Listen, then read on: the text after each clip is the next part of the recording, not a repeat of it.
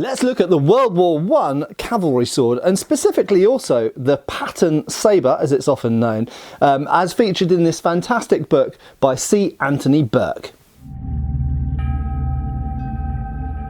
Hi folks, Matt Easton here of Schola Gladiatoria and Easton Antique Arms as well. Now first of all, I'm going to thank you to Mr. Burke for sending me this fantastic book. I will do a little bit of a review of this in a second, but first of all I just want to set some context. So, many of you in the past will have seen me feature World War I era swords. This is the British 1908. Let's just dispense with the scabbard for a second. Notice it's got two rings on it because they are primarily designed to be attached to the saddle rather than the rider. Now, many of you will know that in World War I, cavalry didn't necessarily have a great time in the Western Front because it became trench warfare. But something I always try to impress upon people is to not necessarily think about what happened, but to think about sometimes what they expected to happen and what could have happened if the war had panned out differently.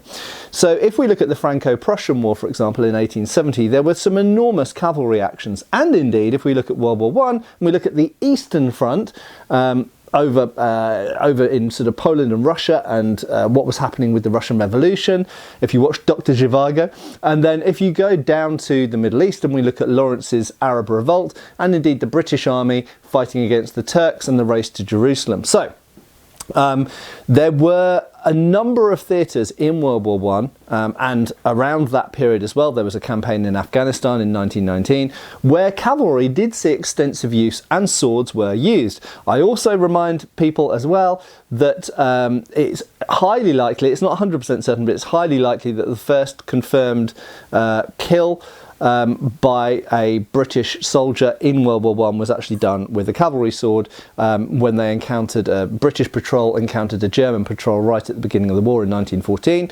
and allegedly the officer did away with a German cavalryman with his sword. Anyway, the fact is that swords were used even on the Western Front, particularly at the beginning of the First World War and particularly at the end of the First World War, and they were used in conjunction with dismounted cavalry acting as riflemen. So one of the advantages obviously of cavalry is they can move around quickly, they can dismount, they've got rifles and they've got swords, they can shoot, and then they can move off somewhere else and shoot from somewhere else. So they're essentially mounted infantry, and the argument for using them for mounted infantry was something, certainly in the British military, that had been very prevalent since the Boer War, the Second Anglo-Boer War between 1899 and 1902. Where the British Army had had a rude awakening basically at the hands of Mauser-wielding Boers in South Africa, who had showed them what good marksmanship with modern magazine-loaded rifles could do, essentially, and it changed their perspective of warfare. Anyway, the fact is that swords were used to lesser or greater extents in World War I, particularly by cavalry. Now, in the lead up to World War I, there was something else that happened, and this didn't happen as a result of World War I, it happened as a result of, we could say, the collective experiences of war across the Western world in the last few decades of the 19th century. So really we're looking at the 1870s at the earliest, but I would say principally the 1880s. Onwards, and there was a growing movement to switch to thrust-centric swords. Now you will see that this British 1908 is a long straight bar. Now something I really want to impress upon you, if you've never had the chance to hold one of these these are nothing like a fencing foil or a fencing épée, nothing like a small sword, and they're not even really very like rapiers as well. Okay, they are heavy, thick objects. In fact, I've just weighed this one for you, and this is 1365 grams, 1,365 grams. So this is, I mean, it's not ludicrously heavy, it's not as heavy as some, long swords and things like that, but for a one-handed cavalry sword, it's fairly heavy. Now it is admittedly balanced relatively close to the hand, so what we've got is actually a pretty heavy hilt, and that's true of many cavalry swords of this era. But I just want to really point out that this blade, we come up close to the camera, look how thick that is. This is the back of the blade here, so the edge is on the other side, but the spine, you see how thick it is, and it stays thick all the way up really until that last piece of blade where it steps down and becomes lozenge section. So it's essentially a wedge section for the first 3/4 of the blade, thick, very thick, and a very stiff bar. Okay, so these aren't like foot fencing weapons. These aren't like foils, épées and small swords, épée de combat. They're not even like most rapiers. There are some heavier rapiers which perhaps approach some of these, but generally speaking, these are big, great bar clods that are designed to administer a point when your horse is traveling very, very fast. There's a great big collision of momentum, and it could easily get bent or broken if it was a more fragile blade. And as you go past, you administer a point like that, and as you go past the target, if it's a cavalryman at this height, then you let your arm go back as they get twisted on their saddle, and the blade drags out and comes out as you turn them around and you carry on riding. So these are swords designed to be administered at speed. They're not dueling weapons, they're not fencing weapons, and they're just not nice if you try and, I mean, I fence twice a week, and this would be a horrible fencing weapon. It's really a short lance. Right. So there are several swords that came about at the end of the 19th century, and they're discussed in Burke's book here. Okay, so this is a book primarily about it says the last Cavalry Sword, talking about the model 1913 US so-called Patton Saber. I'll address both of those words in a second, both those, well, a name in a word. But it also talks about the swords that led to it, because prior to the 1913 US Cavalry Sword, there were various swords that were already about. The British 1908, there was the Swedish 1893, which actually, as we'll see in a second, played a heavy, important part.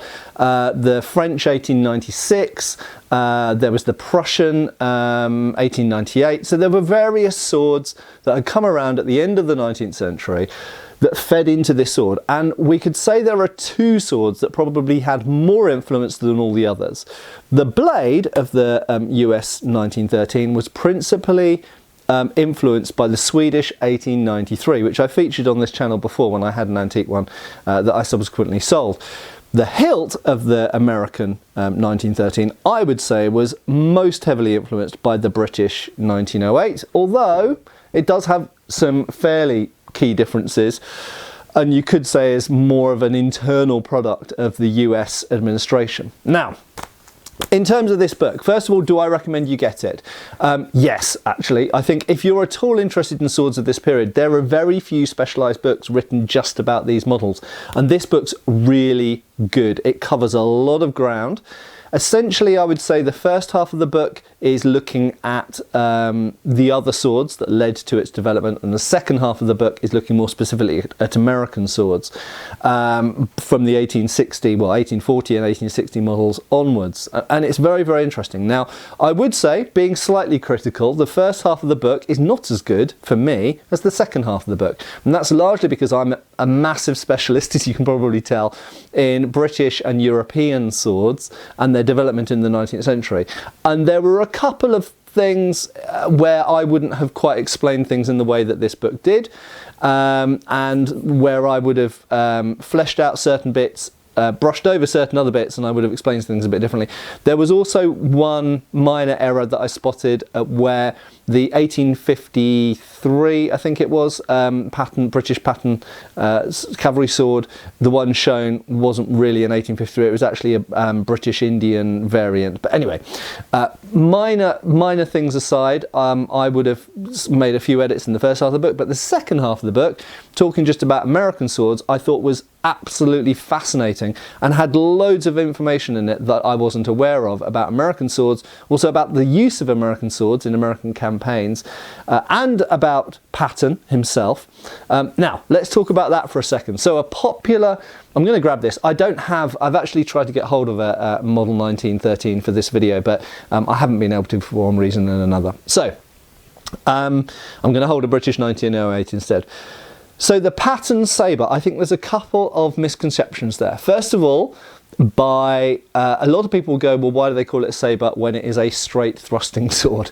And that's a very good point to make, because if you just isolate the blade of the 1913, is that a saber blade? No. If you just had a blade with no hilt on it, you'd look at it and you go, that's a rapier blade. It's essentially the Swedish model 1893. So there's a couple of things there to clear up. First of all, I would not call the model 1913 a saber blade. I would call it an estoc or a rapier blade. And it is entirely modelled, or almost entirely modelled, on the Swedish 1893. So, Patton did not invent that style of blade. He championed it, but he didn't invent it. He didn't even really design it. He basically copied it from the Swedish 1893. Now, the hilt. Interestingly, the hilt, whilst it did have some tweaks to it at the last stages, which I hadn't known about until I read this book, incidentally, it was basically designed by committee in America before Patton got involved in the project. So, if we've got a hilt that was designed by an American committee, and we've got a blade that was designed by the Swedish a couple of decades earlier, why do we call it the Patton Saber? And why do we call it a saber? I would argue we should call it the Patton Cavalry Sword, or the US Model 1913 Cavalry Sword. But Patton did play an important role. First of all, Patton was incredibly important in the military. Although he was a very junior officer at that time, he was very highly regarded when it came to matters of cavalry and swords. And he'd fenced for the US Olympic team, incidentally. So, and he trained also with foreign militaries. That was probably the most important part. He had studied what the Swedish and the Prussians and various other people, the French, were doing with their cavalry swords and the cavalry use at that time. So, Patton deserves to be remembered alongside the sword because he was instrumental in the final stages of getting that sword accepted and in its final form, I guess. So he was a sort of conductor. He wasn't every member of the orchestra. He wasn't even necessarily really a part of the orchestra, but he was a sort of conductor. So there we go. That's my, in a nutshell, but you can read the book and it goes into a way more detail and you might come to different conclusions based on the book. Incidentally, I'll just give you a quick flick through the book. It's very nicely illustrated. So as mentioned, the first half, just pull a random page up. The first half looks at earlier swords. In fact, as you can see there, it starts really early and it actually starts all the way back Roman and medieval, but it's very, very light touch.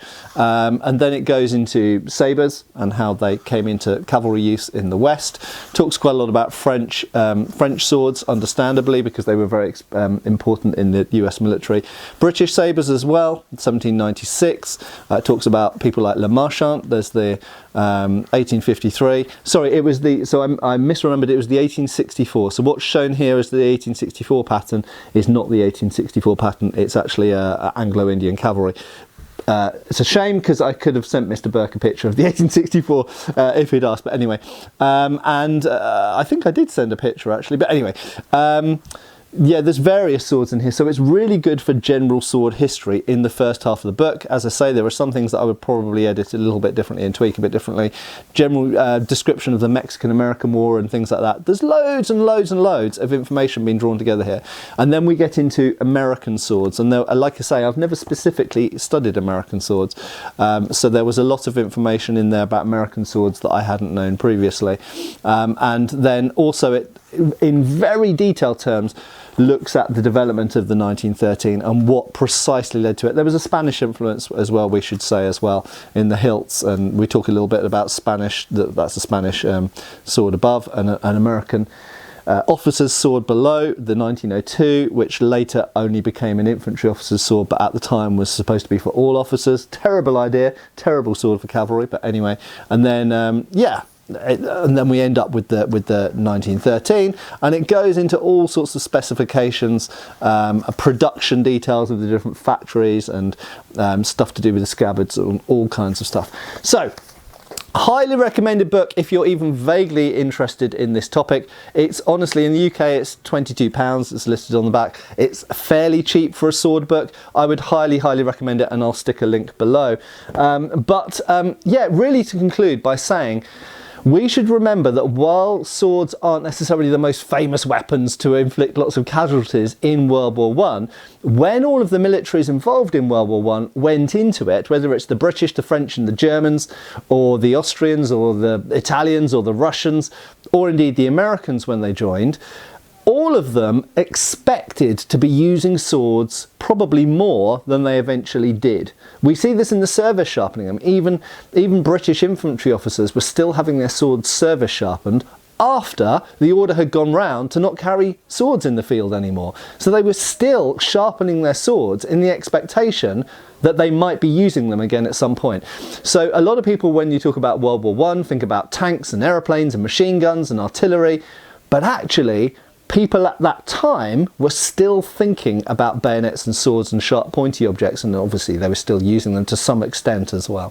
Thanks again to Mr. Burke for sending me this really good book. To be completely frank with you, I haven't quite got to the end of it yet. I've got about 10% of the end of it to finish, but I thought this was a good time to put the review up because it's been lingering for a while, and I was hoping that I could get Model 1913 on camera. When I do get one, I've never actually owned one, although I've nearly bought one a few times. When I do end up with a Model 1913, I might revisit this book and I might revisit the topic again. For now, the trusty 1908 will have to do. But World War I swords are super interesting. If you're interested just generally in World War I, or you're interested in sword development and sword history, great little book here. Check it out. Link below. Thanks for watching, and I hope I'll see you back on the channel really soon. Cheers, folks. Thanks for watching. We've got extra videos on Patreon. Please give our Facebook a like and subscribe if you haven't already. Cheers, folks.